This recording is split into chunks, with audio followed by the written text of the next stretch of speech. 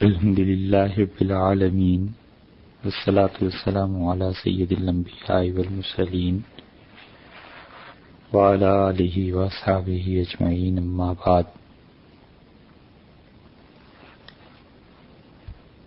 اللہ تعالی نے نماز فرض فرمائی ہے اور اس کے مسائل کو سیکھنا شریعت نے ضروری قرار دیا ہے، اور نماز میں تکبیر تحریمہ سے پہلے جو فرائض ہیں ان میں آخری فرض یعنی نیت کا بیان چل رہا ہے، اور آپ یہ سن چکے ہیں کہ نیت کی حیثیت کیا ہے، اور دوسری بات نیت کے معاملے میں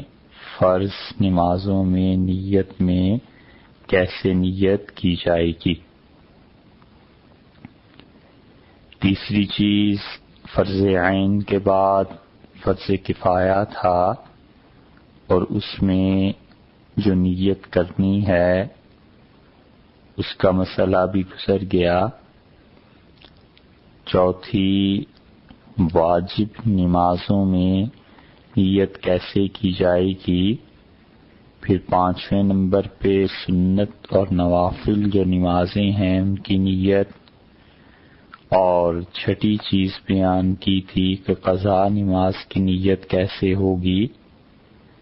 اور اس کے بعد یہ بھی عرض کیا تھا کہ نیت کوئی انسان اس میں خطا کر لے تو اس کی صورت کیا ہوگی، اور آٹھویں نیت جو آخری چیز تھی پچھلے بیان میں وہ یہ تھا کہ کوئی انسان جب امامت کرائے تو اسے امامت کی نیت کرنی چاہیے، اور اگر مردوں کی امامت کی نیت نہیں کرے گا تو اسے ثواب نہیں ہوگا، اور اسی طرح ان جاہلوں کے متعلق بھی مسئلہ بیان کیا تھا جو کسی بھی شخص یا کسی بھی جماعت سے ضد اور تعصب اور جہالت کی بنا پر یہ فتویٰ دینے لگتے ہیں کہ فلاں جماعت کے لوگ ہمارے پیچھے نماز نہ پڑھیں کیونکہ ہم ان کی اقتداء کی نیت ہی نہیں کرتے، تو اس لیے یہ جہالت کی بات ہے۔ اور مقتدی ہونے کے لیے مردوں کی امامت کی نیت کرنے کی کچھ ضرورت نہیں ہے، یہاں تک کہ اگر کسی نے نماز پڑھانے میں یہ نیت کر لی کہ میں فلاں شخص کی امامت کی نیت نہیں کرتا، اور اس شخص نے آ کر اس جاہل امام کے پیچھے نماز پڑھ لی تو اسے جماعت کا ثواب ملے گا اور اس کی نماز ہو جائے گی، اور ایسے جاہل امام کا کوئی اعتبار نہیں ہے۔ اس لیے دو چیزیں الگ الگ ہیں، ایک ہے مطلقاً امامت کی نیت نہ کرنا کہ کوئی سرے سے امامت کی نیت نہ کرے مردوں کے لیے تو اسے امامت کا ثواب نہیں ملے گا، تو وہ نیت کرے کہ سب لوگوں کی امامت کرتا ہوں، جماعت کا ثواب حاصل کرنے کے لیے امامت کی نیت۔ اور ایک چیز یہ ہے کہ کسی خاص شخص کے متعلق نیت کر لینا تو اس کا مقتدی ہونا بغیر اس کی نیت کے بھی درست ہے، مسئلہ تو امام کے ثواب کا ہے، اسے ثواب جب ہی ملے گا جب امامت کی نیت کرے گا، اگر امامت کی نیت نہیں کی تو مقتدیوں پر کوئی فرق نہیں پڑتا۔ ایسے ہی آٹھویں اس معاملے میں یہ مسئلہ بھی بیان کیا گیا ہے کہ ایک شخص اکیلے نماز پڑھ رہا تھا، فرض نماز تھی مثلا، اور ایک دوسرا آدمی آیا اور اس نے اس کے کندھے پہ ہاتھ رکھ دیا، اسے سمجھا دیا، اشارہ کر دیا اور اس کے پیچھے نماز شروع کر دی، اللہ اکبر کہا، تو اس کو اندازہ ہو گیا، سمجھ آ گئی کہ جو شخص میرے پیچھے آ کر نماز اب شروع کر رہا ہے وہ گویا کہ مقتدی ہو گیا۔ تو اب یہ اسی حال میں امامت کی نیت اپنے دل میں کر لے تو اسے ثواب ملے گا، مگر اس نے اگر زبان سے نیت کا جملہ کہا، ایک لفظ بھی بولا زبان سے، تو اس کی نماز ٹوٹ جائے گی۔ ایسے ہی نواں معاملہ مقتدی کی نیت کا ہے کہ مقتدی یعنی امام کے پیچھے نماز پڑھنے والا، امام کی اقتداء کرنے والا، وہ ایسی ہی نیت کرے گا جس طرح اپنی تنہا نماز کی نیت کرتا ہے، اور اس کے ساتھ ایک چیز کا اضافہ کرے گا کہ اقتداء کی نیت کرے کہ اس امام کے پیچھے نماز پڑھتا ہوں۔ تو اب تین چیزیں ہو گئیں، ایک یہ کہ اسے پتا ہونا چاہیے کیا نماز پڑھتا ہوں، فرض، واجب یا نفل، سنت، اور دوسری چیز کون سی نماز پڑھتا ہوں، ظہر، عصر، مغرب، عشاء، جنازہ، وتر، کیا، اور تیسری چیز اب شامل ہو گئی کہ اگر وہ مقتدی ہے تو امام کی اقتداء کی نیت کرے کہ امام کے پیچھے نماز پڑھتا ہوں۔ اس لیے جو نمازیں بغیر جماعت کے ہوتی ہی نہیں ہیں ان میں اقتداء کی نیت ضروری نہیں۔ مثلا جمعہ بغیر جماعت کے ہو ہی نہیں سکتا، دونوں عیدیں ہیں، یہ بغیر جماعت کے ہو نہیں سکتی،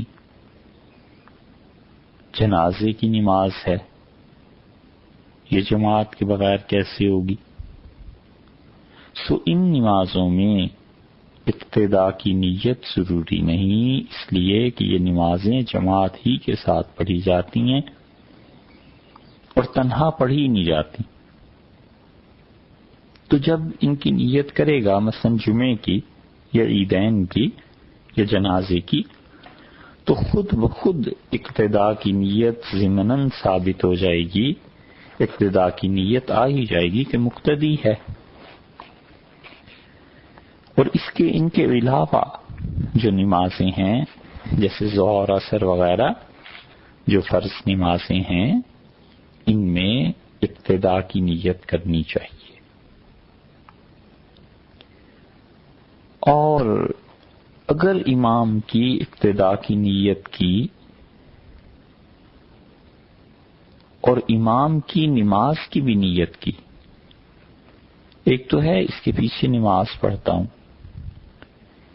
اور اسے یہ نہیں معلوم کہ امام کون سی نماز پڑھ رہا ہے، ظہر میں ہے یا جمعے میں، تو اسے معلوم نہیں ہے، تو کوئی سی بھی نماز ہو جائز ہو جائے گی۔ اور اگر صرف اقتداء کی نیت کی اور امام جو نماز پڑھ رہا ہے اس کی نیت نہ کی، مثلا امام ظہر پڑھا رہا تھا، اس نے جمعے کی نیت کر لی، تو اس کی نماز جائز نہیں ہوگی۔ اس کی وجہ یہ ہے کہ امام تو ظہر پڑھا رہا ہے، یہ جمعہ کس نیت سے پڑھ رہا ہے؟ اس لیے ایک ہے امام کی اقتداء کی اور امام کی نماز کی نیت کی، یعنی ابتدا کے ساتھ ساتھ یہ نیت بھی کی کہ میں وہی نماز پڑھتا ہوں جو امام پڑھا رہا ہے. دو چیزیں الگ الگ ہو گئی نا. ایک تو ہوا کہ امام کے پیچھے نماز پڑھتا ہوں، اور ایک یہ کہ یہ نیت بھی کہ امام جو نماز پڑھا رہا ہے وہی پڑھتا ہوں. تو پھر اس آدمی کی نماز درست ہے. اس کی مثال ایسے سمجھ لیجئے جیسے گاؤں میں حنفی فقہا کے نزدیک نہ جمعہ ہوتا ہے اور نہ ہی عید ہوتی ہے، اور یہ فتویٰ سیدنا علی رضی اللہ عنہ دیتے تھے، امیر المومنین رضی اللہ عنہ. ایک آدمی گزر رہا تھا اور اس نے گاؤں کی کسی مسجد میں نماز پڑھی. اس نے کہا اس امام کے پیچھے نماز پڑھتا ہوں، اور امام ظہر پڑھا رہا ہے، اور اس نے صرف امام کے پیچھے نماز پڑھنے کی نیت کر لی. اسے پتہ ہی نہیں ہے ظہر ہے جمعہ ہے، تو اس کی کوئی نماز نہیں ہوگی. اور اگر یہ نیت کی کہ امام کے پیچھے نماز پڑھتا ہوں اور جو نماز امام پڑھا رہا ہے وہ پڑھتا ہوں، تو پھر اس کی نماز درست ہو جائے گی. جو امام ظہر پڑھا رہا ہے تو اس کی بھی ظہر ہو جائے گی. اس لیے اس مسئلے میں باریک سا فرق ہے، اور دونوں باتیں الگ الگ ہیں. ایک امام کی اقتداء کی نیت، اور ایک یہ کہ امام جو نماز پڑھا رہا ہے اس کی نیت. اور جب عام طور پہ معلوم ہوتا ہے کہ امام ظہر پڑھا رہا ہے عصر پڑھا رہا ہے تو بس پھر اقتداء کی نیت کافی ہے. اور اگر ان ساری مشکلات سے بچنا چاہے تو صرف اتنی نیت کر لے کہ امام کے پیچھے امام کی نماز پڑھتا ہوں. بس دل میں یہ سوچ لے کہ امام کے ساتھ میں وہی نماز پڑھ رہا ہوں جو امام پڑھ رہا ہے. تو اسے دونوں چیزیں حاصل ہو جائیں گی، امام کی اقتداء بھی، جماعت کا ثواب بھی، اور اس کے ساتھ ساتھ نماز بھی. اسی طرح جب جماعت سے نماز پڑھے تو نیت کرنے کا وقت کیا ہے؟ اور افضل صورت یہ ہے خاص طور پہ ہمارے دور میں کہ جب امام اللہ اکبر کہہ دے تو اس کے فوراً بعد نیت کرے اس کی اقتداء کی، تاکہ امام کی نماز شروع ہو جائے. امام نے اللہ اکبر کہا تو اکبر کی را جب اس نے پڑھ لی، کہہ دی زبان سے، تب اس کی نماز شروع ہوئی نا. تو اب اس کے پیچھے نیت کرے کہ ظہر کے فرض ان کی ابتدا میں پڑھتا ہوں، بس یہ نیت کافی ہے. اور فوراً کرنے کو اس لیے کہا ہے کہ آج کل کے دور میں امام یہ نمازیں شروع کرتے ہیں اور اکثر نماز کے آغاز میں جو مؤکدہ سنتیں ہیں انہیں چھوڑ دیتے ہیں. غور کیجئے گا کہ اللہ اکبر کے بعد کتنی دیر کے بعد قرات شروع کرتے ہیں الحمدللہ رب العالمین سے. مغرب، عشاء اور فجر، ان تینوں نمازوں میں تو پتہ چل جاتا ہے نا. امام کو چاہیے تھا کہ اللہ اکبر کے بعد ثنا پڑھتا، یہ سنت مؤکدہ تھی، اور پھر اس کے بعد تعوذ، اعوذ باللہ، اور پھر بسم اللہ، یہ بھی سنتیں ہیں. ان تینوں، بسم اللہ کو پڑھنا بھی سنت مؤکدہ ہے. ان تینوں مؤکدہ سنن کو ادا کرنے کے بعد الحمدللہ کہتا. اور یہ اتنی جلدی کرتے ہیں کہ مشکل سے ثنا کوئی پڑھ پائے اور یہ فاتحہ، سورہ فاتحہ پڑھنا شروع کر دیتے ہیں. سنتوں کو جان بوجھ کر چھوڑتے ہیں، نمازیں مکروہ اپنی بھی کرتے ہیں، دوسروں کی بھی نماز غارت ہوتی. اس لیے یہ عرض کیا گیا ہے کہ جب امام اللہ اکبر کہہ دے تو اس کے فوراً بعد اس کی ابتدا کی نیت کر لینی چاہیے، تاکہ مقتدی اپنی تکبیر تحریمہ بھی کہے اور ثنا پڑھنے کی سنت کو بھی پورا کر لے۔ اور اگر اس نے امام کے نماز شروع کرنے سے پہلے اپنی نماز شروع کر لی تو نماز نہیں ہوگی۔ اس کے تفصیلی مسائل انشاءاللہ جب تکبیر تحریمہ کا بیان ہوگا تو اس میں آ جائیں گے۔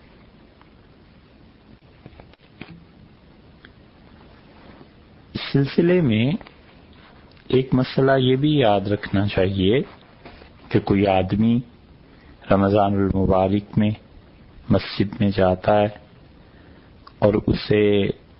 یہ معلوم نہیں ہے کہ امام صاحب عشاء کے فرائض پڑھا رہے ہیں یا وہ تراویح پڑھا رہے ہیں، تو اسے چاہیے کہ امام کے ساتھ جماعت میں شریک ہو جائے اور فرض نماز کی نیت رکھے، کیونکہ اس نے اپنی فرض نماز ابھی تک نہیں پڑھی۔ تو اگر تو امام فرض پڑھا رہا ہے تو اس کی بھی نیت فرض کی تھی، فرض ہو گئے، اور اگر امام تراویح پڑھا رہا ہے تو اس کی یہ جو نماز ہے نفل ہو جائے گی، اس کی تراویح نہیں ہوگی، کیونکہ اس نے ابھی عشاء کے فرض پڑھے ہی نہیں۔ اور تراویح عشاء کی نماز یعنی فرض کے تحت آتی ہے، یہ ضروری ہے کہ عشاء کے فرض پہلے پڑھے جائیں اور پھر تراویح اس کے ضمن میں اس کے بعد آئے گی۔ اور اگر کوئی آدمی عشاء کے فرض پڑھے بغیر تراویح پڑھ لے تو اس کی تراویح کی نماز نہیں ہوگی، نفل ہو جائیں گے۔ اللہ چاہے گا تو ان پہ ثواب دے گا، مگر جس نماز کا نام نماز تراویح ہے وہ نہیں ہوگی، وہ ہمیشہ عشاء کے فرائض کے بعد آتی ہے۔ ایسے ہی نیت کے جو مسائل ہیں ان میں ایک مسئلہ گویا کہ یہ 10ویں قسم ہو گئی نیت کے مسائل کی، یہ بھی یاد رکھنا چاہیے کہ کوئی انسان نماز کی نیت جو کرتا ہے تو اسے پورے اخلاص کے ساتھ نماز کی نیت کرنی چاہیے، اور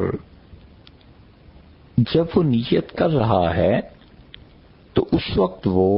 خالصتاً اللہ کے لیے نماز پڑھ رہا ہے۔ درمیان میں اسے خیال آیا کہ کسی اور کے لیے نماز ہے تو شروع کا اعتبار کیا جائے گا اور وہ عمل اخلاص کے ساتھ ہی رہے گا۔ سو نماز جب اللہ کے لیے شروع کی اور دل میں ریاکاری کے خیالات پیدا ہونے لگے تو ان خیالات کا کوئی اعتبار نہیں، وہ نماز اللہ کے لیے ہوگی۔ ریا کی 2 قسمیں ہیں۔ ریا کا لفظ رویت سے نکلا ہے نا، یعنی دکھانا۔ دکھاوے کی نماز کی 2 قسمیں، ایک تو ریا ہے کامل اور ایک ریا ہے ناقص۔ کامل پوری ریاکاری یہ ہے کہ وہ شخص جب اکیلا ہو تو نماز نہ پڑھے اور لوگوں کے سامنے ہو تو دکھانے کے لیے لوگوں کو نماز پڑھے، ایسی نماز کا پڑھنا جائز نہیں۔ حتیٰ کہ فقہا نے اپنی کتابوں میں یہ لکھا ہے، طحطاوی رحمۃ اللہ علیہ نے جو حاشیہ لکھا ہے نور الایضاح پر، اور اس کا بھی ایک حاشیہ مراقل الفلاح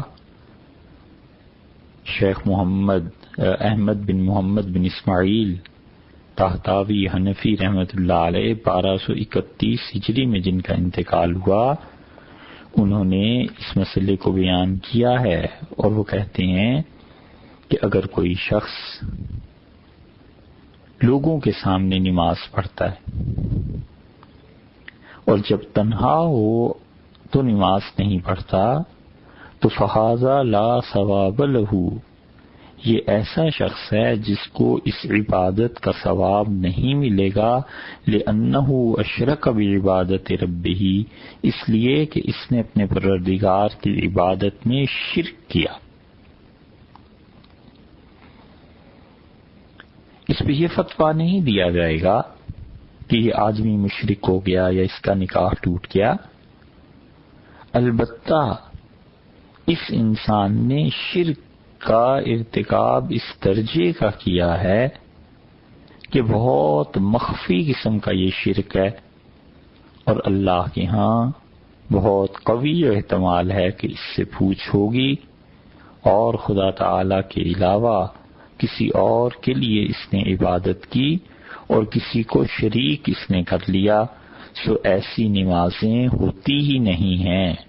بلکہ اس پہ گناہ بھی ہوگا، اور بہت زیادہ امید ہے خدا سے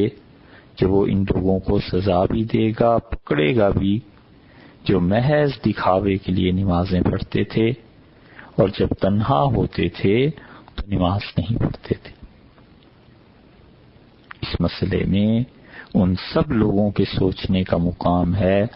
جو دنیا دار لوگوں کو، اپنے افسروں کو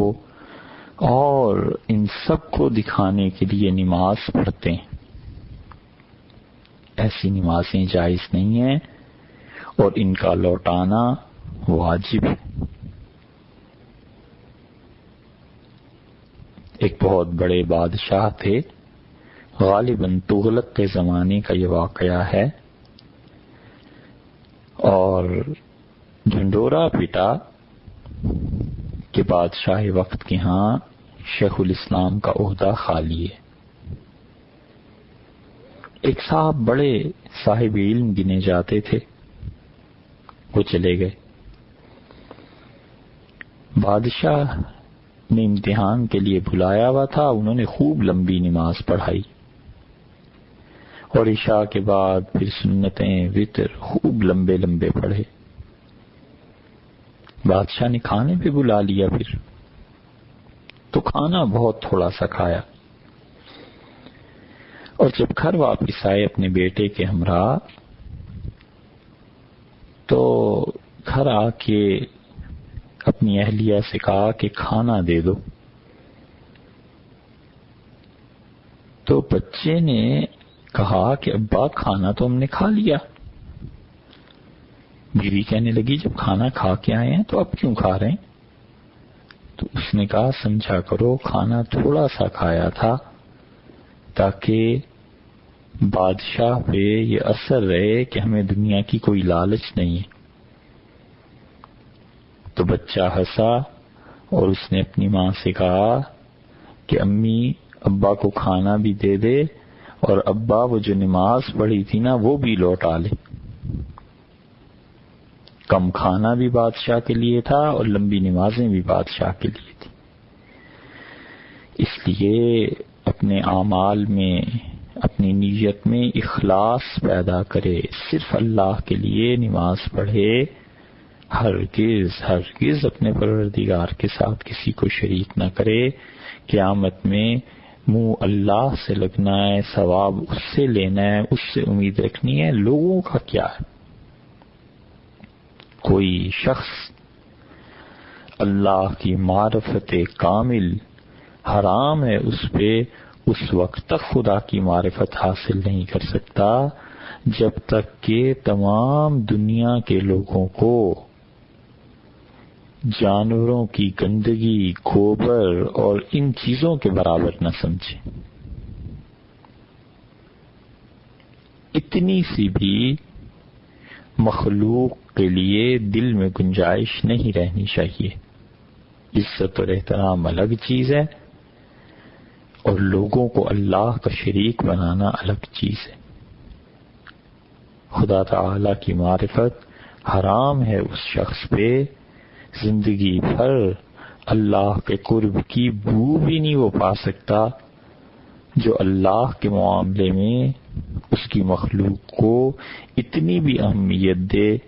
جتنا گاؤں میں لوگ گوبر اور اپلے کو اہمیت دیتے۔ اس لیے کامل ریا تو یہ ہے کہ اکیلا ہو تو نماز نہ پڑھے اور لوگوں کے سامنے ہو تو دکھانے کے لیے نماز پڑھے۔ ایسی نماز ہوتی ہی نہیں سرے سے، ایسی تمام نمازوں کا لوٹانا واجب ہے، اور اگر لوگوں کے سامنے اس نے دکھانے کے لیے نماز پڑھ لی بغیر وضو کے تو اس پہ ڈر ہے کفر کا، کیونکہ اس کا مطلب ہے کہ اس کے دل میں نماز کی اہمیت ہی نہیں ہے اور اس نے خدا کے ایک حکم کا مذاق اڑایا۔ اسی لیے امام طحاوی رحمۃ اللہ علیہ روایت لائے کہ ایک آدمی تھا اور رسول اللہ صلی اللہ علیہ وسلم نے بتایا کہ اللہ تعالیٰ سے وہ معافی مانگتا رہا، مرنے کے بعد اس کو معافی ملی اور 100 درے لگانے کا حکم ہوا تھا، اور ہوتے ہوتے آخر پہ ایک درہ رہ گیا تو اس نے کہا میرے مولا مجھے یہ بھی معاف کر دے، تو اللہ نے کہا یہ نہیں، اور ایک کوڑا جو اسے پڑا تو اس کی ساری قبر آگ سے بھر گئی، اور ارشاد ہوا کہ وہ جو ایک نماز تو نے بغیر وضو کے پڑھ لی تھی یہ اس کی سزا ہے۔ اللہ کے ساتھ شرک نہ کرے۔ تو اتنی ایسی حالت کی جتنی بھی نمازیں خالص ریاکاری سے پڑھی ہوئی سب کا لوٹانا واجب ہے۔ اور ریا کا دوسرا درجہ ناقص ہے، اور ناقص ریاکاری یہ ہے کہ نماز پڑھتا ہے لوگوں کے سامنے لیکن اچھی طرح پڑھتا ہے، تو اکیلا ہو پھر نماز ضرور پڑھتا ہے مگر اتنی اچھی طرح نہیں پڑھتا، تو اس شخص کو اصل نماز کا ثواب مل جائے گا، فرض ادا ہو جائے گا، اس کو نماز کے لوٹانے کی ضرورت نہیں ہے، مگر یہ جو اچھی طرح بنا بنا کے پڑھنے کا ثواب ہے یہ اسے نہیں ملے گا، چاہے فرض ہو اور چاہے نفل ہو، کیونکہ اس نے جو اچھی طرح بنا کر نماز کو پڑھا تو وہ تو لوگوں کے لیے اچھائی کی نا، لے لے اس کا ثواب لوگوں سے جا کے۔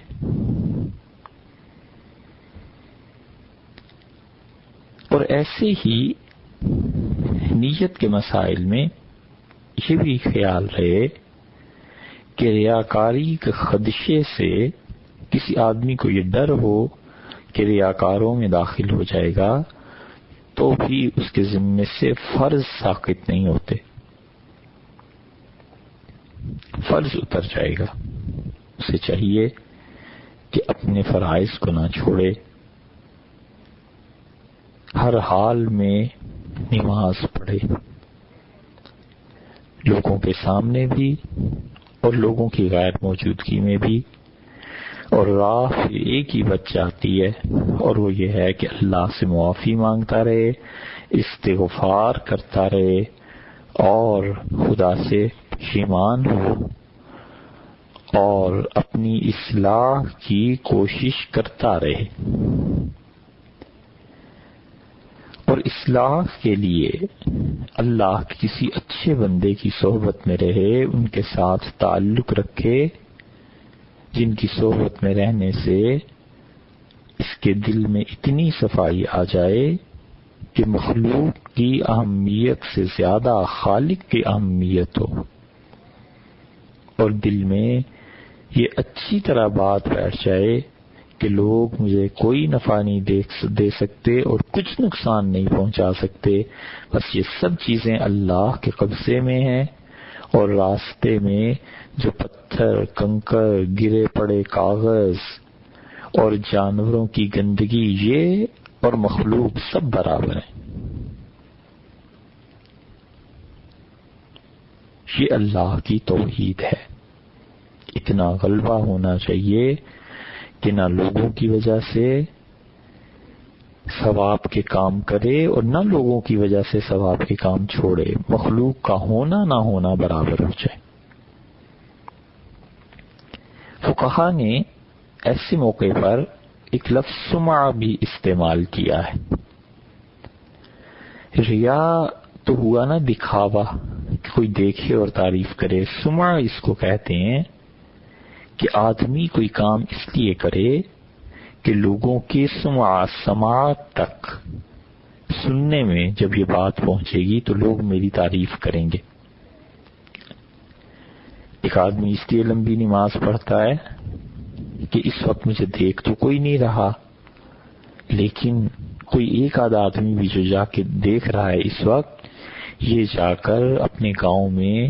اپنے محلے میں، اپنے دوستوں کو بتائے گا کہ حضرت کی نماز ایسی تھی، تو اس سے میری پیری کا،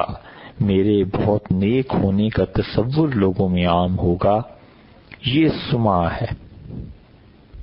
کہ اس نے یہ قدرت تو نہیں حاصل کی کہ لوگ آ کے دیکھ لیتے، لیکن اس نے دوسری طرح سے اپنے نفس کے تقاضے کو پورا کیا کہ میری تعریف ہو، اور وہ اس طرح کہ کوئی ایک آدمی بھی دیکھ رہا تھا تو اس کے ذہن میں خیال آتا رہا کہ اچھا ہے ذرا بنا سنوار کر پڑھیں، جس کو پتا چلے گا ہم نے ایسی نیکی کی ہے ہمارا معتقد ہو جائے گا، تو اس شخص کو یہ ریا اور سمعہ دونوں کا ایک ہی حکم ہے، اس کا ثواب باطل ہو جائے گا اور اسے خدا کی طرف سے عذاب ہوگا۔ بڑی قوی امید ہے کہ خدا ایسے لوگوں کو پکڑے گا جو لوگ خیرات کرتے ہیں، صدقہ کرتے ہیں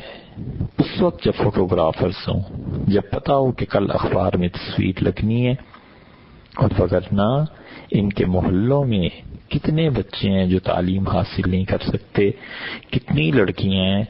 جو اپنا جہیز نہ ہونے کی وجہ سے شادی نہیں کر سکتی، کتنے مریض ہیں جو ایڑیاں رگڑ رگڑ کے مر جاتے ہیں، مگر اسے کوئی خیال ان کا نہیں آتا۔ خیرات اس وقت ہوتی ہے جب سامنے کیمرہ ہو۔ اس لیے اپنی عبادت کو بچائے ریاکاری سے۔ اب یہ تو تھے نیت کے مسائل، اور نماز میں جو فرائض بالکل آغاز اور ابتدا میں تھے 6، یہ ان مسائل میں سے چھٹا مسئلہ تھا۔ اگر آپ کے ذہن میں ہو تو 6 مسائل کا بالکل پہلے ذکر کر دیا تھا کہ نجاست سے طہارت کا، اور یعنی پاکیزگی کا، کہ انسان غسل، وضو، ان چیزوں کے ساتھ پاک ہو، اور اس کے ساتھ ساتھ جسم کا جتنا ڈھانپا جانا ضروری ہے اتنے کپڑے اس نے پہنے ہوئے ہوں، اور قبلہ رخ ہونا، اور 5واں وقت، چوتھا وقت، اور اس کے ساتھ ساتھ نیت، اور ایسے ہی جس جگہ پہ آدمی نماز پڑھ رہا ہے وہ بھی شرط ہے وہ بھی پاک ہو، اور طہارت دونوں طرح کی حاصل ہو۔ تو یہ 6 شرائط ہیں۔ یعنی پہلی شرط تو تھی کہ آدمی پاک ہو، غسل، وضو کسی چیز کی ضرورت نہ رہے، اور دوسرے نجاست سے پاک ہونا جسم کا بھی، اور تیسرے جتنا جسم کو ڈھانپنا ہے یہ ضروری وہ بھی ہو، اور چوتھے قبلہ رخ ہونا، 5ویں وقت کا ہونا نماز کا، اور چھٹے نیت کا ہونا۔ تو نیت میں اب تک کے جو مسائل تھے وہ امید ہے انشاءاللہ آپ نے سنے ہوں گے۔ ان 6 فرائض کے بعد اب آتا ہے نماز کا شروع ہونا، اور نماز کا آغاز، اور نماز کے آغاز میں اس سے لے کر اختتام تک 8 فرائض ہیں، اور ان 8 فرائض میں سے 6 فرض وہ ہیں جس پہ ہمارے سارے حنفی فقہا رحمہم اللہ کا اتفاق ہے، اور 2 فرض ایسے ہیں جن پہ فقہا کا اختلاف ہے۔ جن 6 فرائض پر سارے فقہا متفق ہیں، ہمارے سارے ائمہ رحمہم اللہ کے درمیان اتفاق ہے، ان میں سب سے پہلا فرض تو ہے تکبیر تحریمہ، یعنی وہ تکبیر جس کی وجہ سے سارے جائز کام بھی حرام ہو جاتے ہیں۔ نماز میں سب سے پہلی تکبیر نیت کے بعد جو آپ کہتے ہیں اللہ اکبر، اس سے پہلے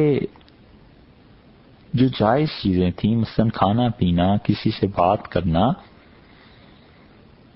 اب اس اللہ اکبر کے بعد یہ ساری چیزیں حرام ہو گئیں، منع ہو گئیں کہ اب صرف اللہ ہی سے باتیں کرنی ہیں۔ اسے کہتے ہیں تکبیر تحریمہ، اور پہلی تکبیر یہ پہلا فرض ہے نماز میں۔ اور دوسرا فرض قیام ہے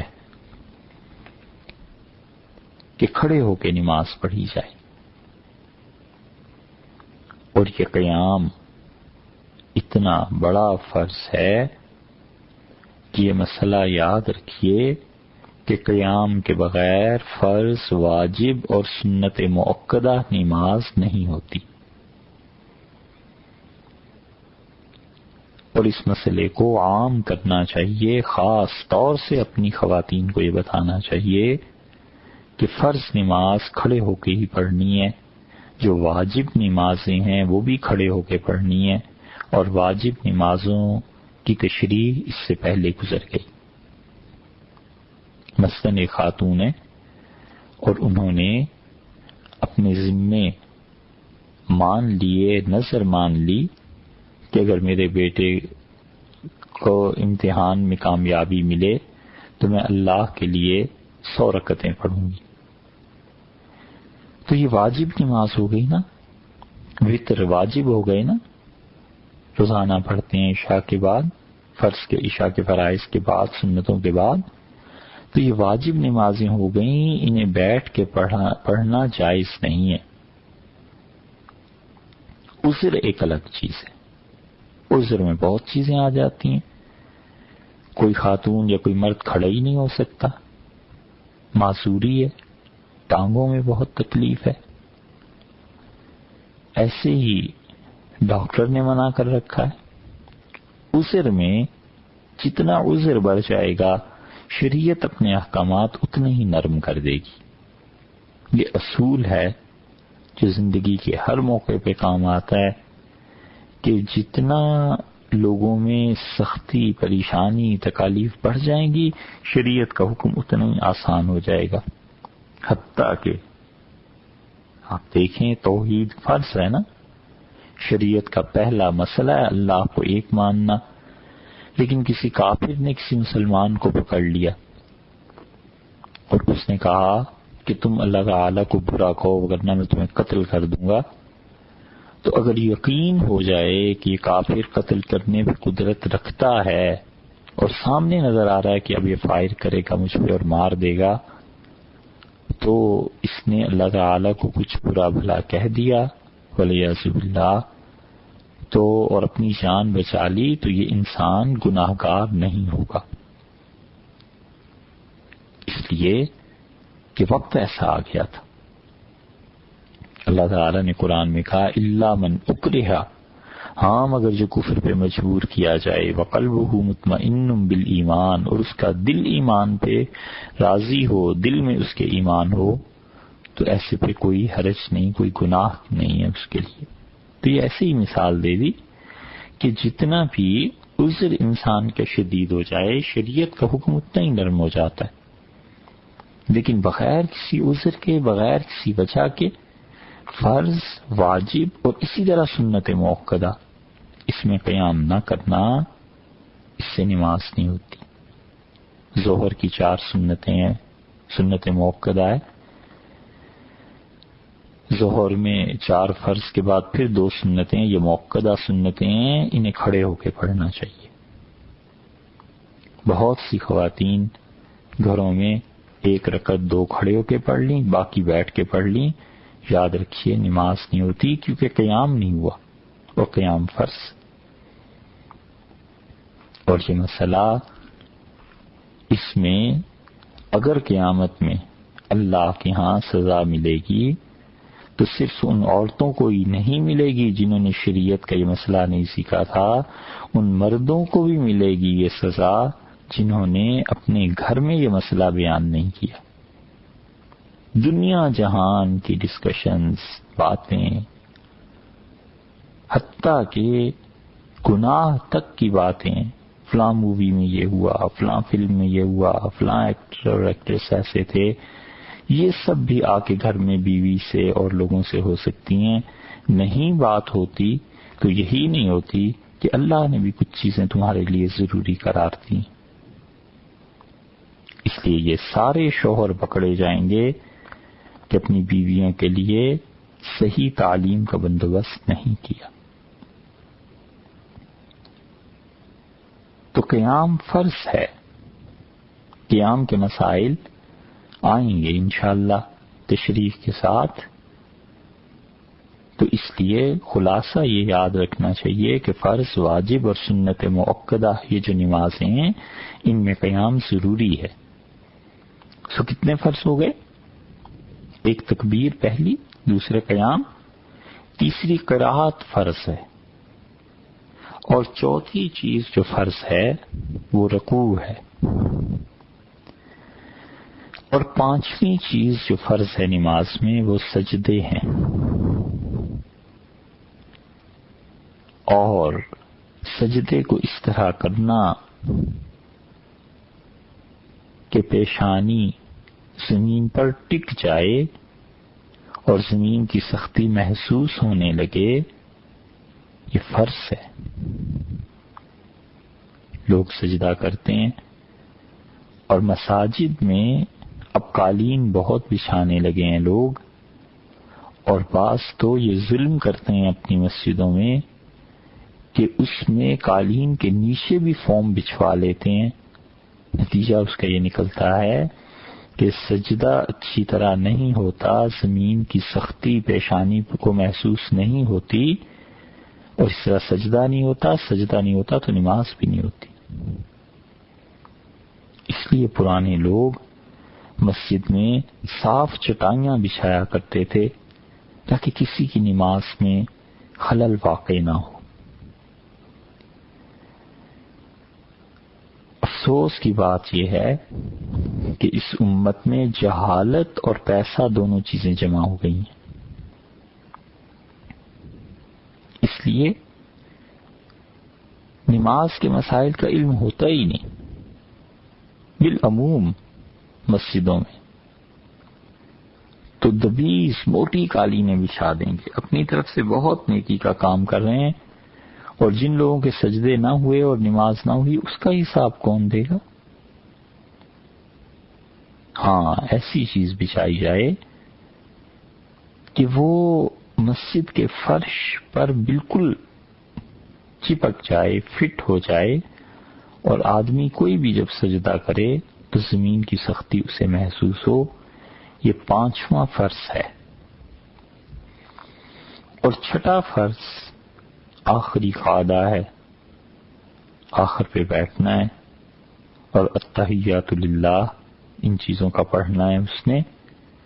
یہ بیٹھنا جو آخری قاعدہ ہے یہ 6واں فرض ہے،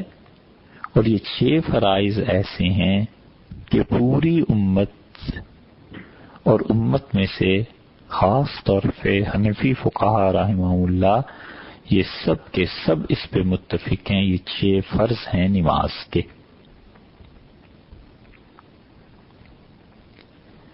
اور ان چھوں کی تفصیل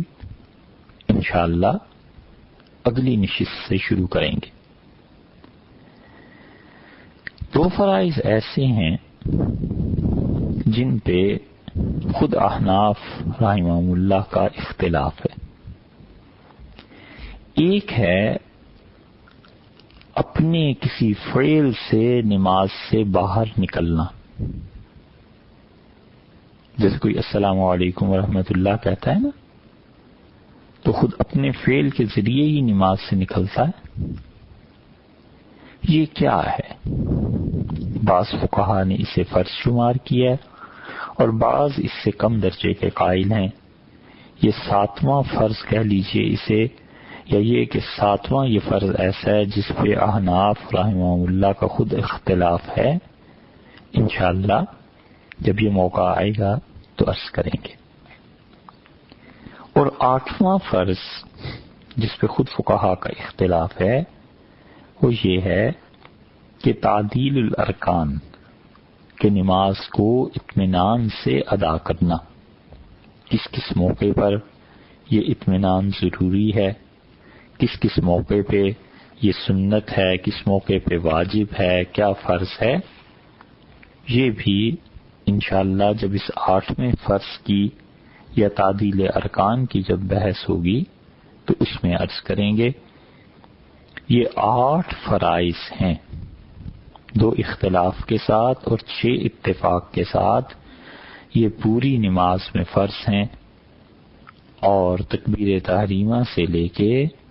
سلام پھیرنے تک ان 8 پر عمل کرنا ہے۔ اب اس سلسلے میں سب سے پہلی بات، یعنی ہر فرض کا انشاءاللہ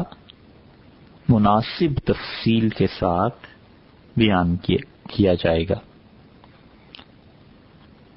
سب سے پہلا فرض ان میں تکبیر تحریمہ ہے،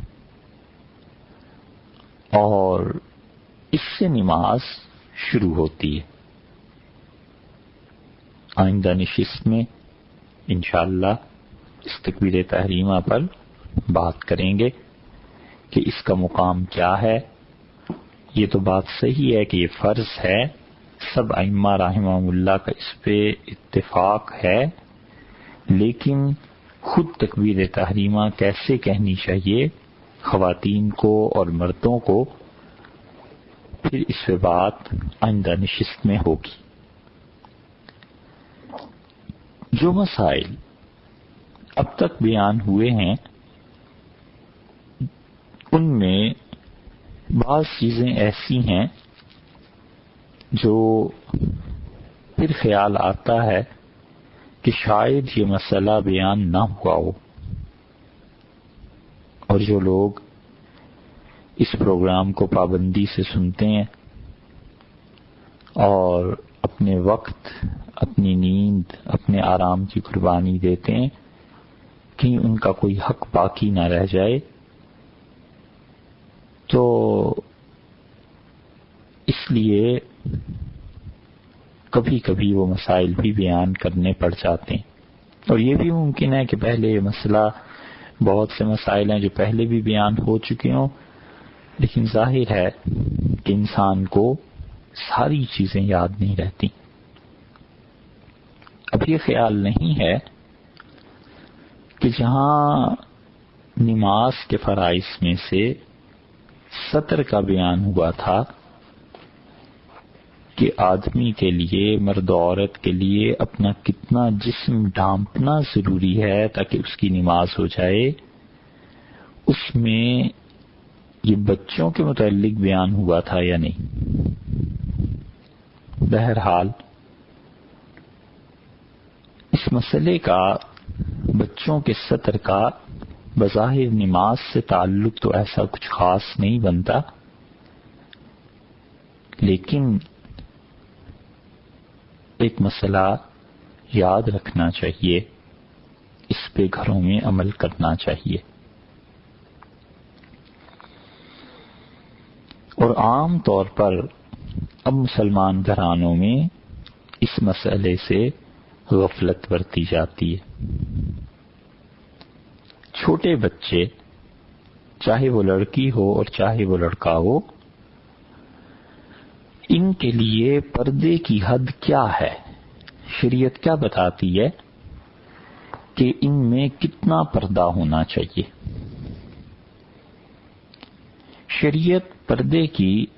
دو قسمیں مقرر کرتی ہے۔ ایک ہے کسی بچے کے اعضاء جو کہ اس کے ضروری حاجت کے لیے استعمال ہوتے ہیں، پیشاب وغیرہ کے لیے، اور اس کو فقہا اپنی اصطلاح میں کہتے ہیں کہ یہ عورتیں غلیظہ ہیں، یعنی بہت ضروری ہے کہ ان مقامات کو پردے میں رکھا جائے۔ اور دوسرے وہ کہتے ہیں کہ ان دو مقامات کے علاوہ جو اس کے ارد گرد جو ہے بچوں کا جسم، جیسے رانے، پیٹھ، تو اس کو فقہا کہتے ہیں کہ یہ عورت خفیفہ ہے، یعنی ان دو مقامات کی نسبت اس کے پردے کا حکم کم ہے۔ اگر یہ بات آپ کے ذہن میں آ گئی ہو تو اب اس کا حکم بھی سن لیجئے، اور اس کا حکم یہ ہے کہ بچہ کتنی عمر کا ہو تو اس بچے کی جو عورت غلیظہ ہے، جو دونوں مقامات ہیں ضروریات زندگی کے لیے، ان کا دیکھنا ماں باپ کے لیے درست ہے۔ فقہا نے اس میں 4 سال بھی لکھے ہیں، بعض نے 5 سال بھی لکھے ہیں،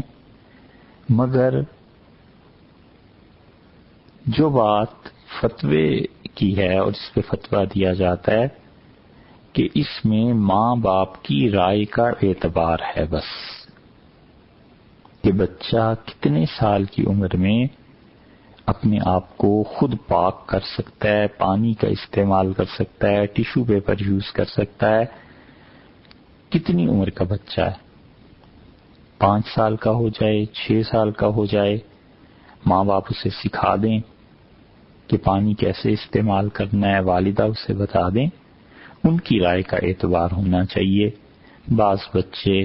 ہوشیار ہوتے ہیں اور جلدی سیکھ جاتے ہیں، بعض بچے وہ بہت سادہ ہوتے ہیں، نہیں سیکھ پاتے، تو اس لیے اس میں تو تحقیقی بات یہی ہے کہ اعتبار اس کا ہے جو اس میں مبتلا ہے، ماں ہے، باپ ہے، یا ماں باپ نہیں ہے تو کوئی اور جو اس بچے کی تربیت کر رہا ہے۔ جیسے بعض اوقات یتیم بچے ہوتے ہیں، تو چھوٹے بچے کا اعتبار ایک تو یہ ہے، اور بچہ جب بڑا ہو جائے اور اس کی عمر 7 برس ہو جائے تو 7 سال سے زیادہ عمر کا بچہ بالغ کے حکم میں آ جاتا ہے۔ اس عمر کے بچے کو عورت غلیظہ، جس سے مراد دونوں مقامات ہیں جو اس کی ضروریات کے لیے ہیں، اللہ تعالی نے پیدا فرمائے ہیں، اور اس کے ارد گرد کا حصہ یہ دیکھنا حرام ہے، ناجائز ہے۔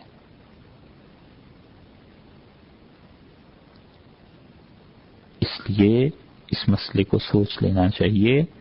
کہ جب بچے کی عمر 7 سال سے زیادہ ہو جائے تو بالغ کے حکم میں آ جائے گا، اس کی عورت غلیظہ اور خفیفہ دونوں ہی دیکھنی ناجائز ہے۔ وجہ یہ ہے کہ البحر الرائق میں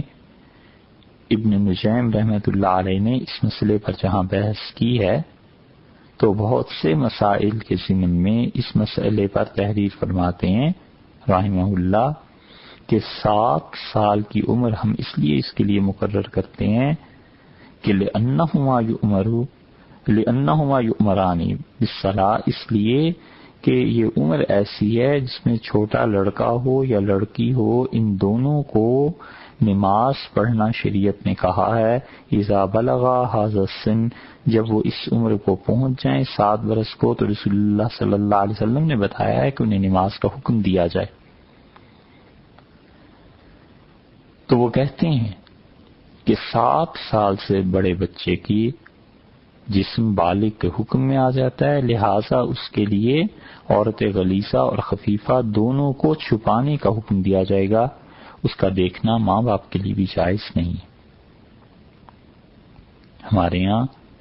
بچے جب اسکول سے آتے ہیں یا کہیں سے پڑھ کے آتے ہیں، کبھی کبھی 7 سال سے زیادہ عمر کے ہوتے ہیں اور ان کی مائیں سب کے سامنے کپڑے بدل رہی ہوتی ہیں۔ گاؤں میں، دیہات میں 8 9 سال کے بچے ایسے ہی پھر رہے ہوتے ہیں۔ یاد رکھیے یہ شرعاً جائز نہیں ہے۔ انسان اسی وقت انسان بنتا ہے جب وہ تہذیب کے دائرے میں رہتا ہے، اور سب سے اچھی تہذیب وہ ہے جو اسلام نے سکھائی ہے، جو شریعت نے سکھائی ہے، اور جس کا حکم حضور اقدس صلی اللہ علیہ وسلم نے دیا ہے۔ السلام علیکم ورحمۃ اللہ وبرکاتہ۔